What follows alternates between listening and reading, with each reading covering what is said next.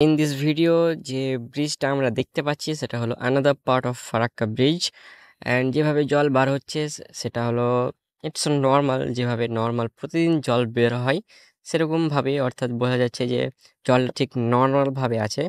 অতটা জলের গতি নেই, আছে তো ওটা অতটাও নেই যতটা 2017 সালের বন্যার সময় হয়েছিল।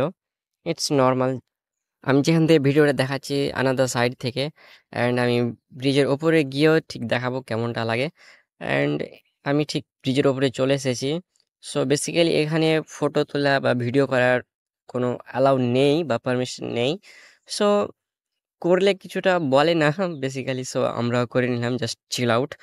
অ্যান্ড এই যে ডান দিকে ঠিক গঙ্গা নদী, অ্যান্ড যেটা দেখা যাচ্ছে Farakka bridge, it's another part এটা। অ্যান্ড এই যে ঠিক নদীটা অ্যান্ড ভিউটা কেমনটা লাগে দেখতে ঠিক ওপর থেকে।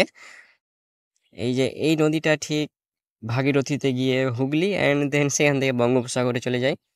অ্যান্ড এই যে দেখতে পাচ্ছ ইটস নর্মাল ডে, অ্যান্ড জলের স্রোতটা ঠিক ততটাও নেই যতটা কিছুদিন আগে ছিল, যেহেতু অনেক বৃষ্টি হচ্ছিল অ্যান্ড জল অনেকটাই বেড়ে গিয়েছিল।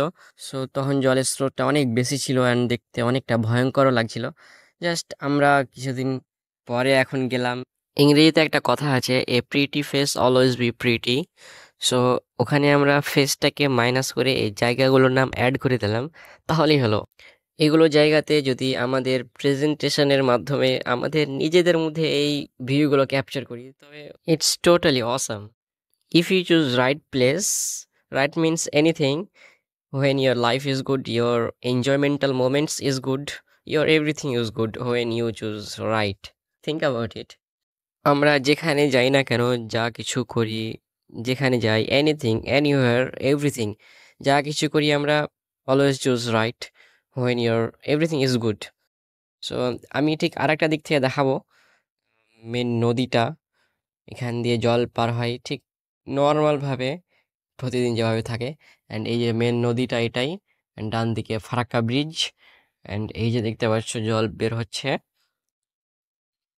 অ্যান্ড এটাই ফারাক্কা ব্রিজ, অ্যান্ড এই যে সেই গঙ্গা নদী। এখানে এটাই আমার লাস্ট ক্লিপস, এরপরে কিছু নেই আর।